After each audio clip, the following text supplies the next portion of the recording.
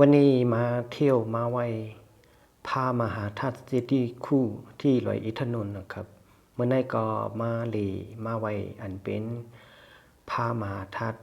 เจดีย์คู่ที่ร้อยเอ็ดถนนในคณะในความแต่ก็ที่เรียกว่ากองหมู่มหาธาตุ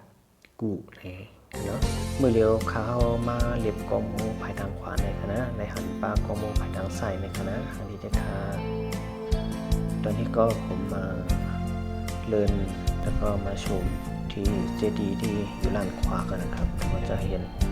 ด้านซ้ายด้วยครับที่นี่มีสวนดอกไม้ด้วยนะครับคู่กับเจดีย์สวยงามมากเลยก็มีหนองน้ำปลาก็สวยมากเลยที่ในก็ที่นี่ป้าสวนดอกในคณะสวนดอกกันทางเด็กค่ะคณะน้องครับมีป่าเห็นป่าก็ทางนี้เด็กคณะสภาวะที่นี่ดีเลยว่าห้างนี้เต้ในคณะอากาศก็เย็นดีในสภาวะลมก็กัดดีเด็กนะวันที่ผ่านมาเนี่ยครับถือว่าหมอกเนี่ยเยอะเลยครับฝนตกด้วยทีนี้ก็กำลังมาถ่ายรูปถ่ายวิดีโอ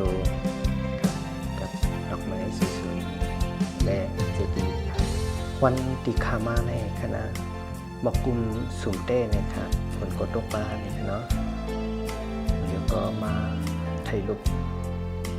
วิดีโอเนาะกูเป็นออกมาสวยๆก็ม้วนนะครับ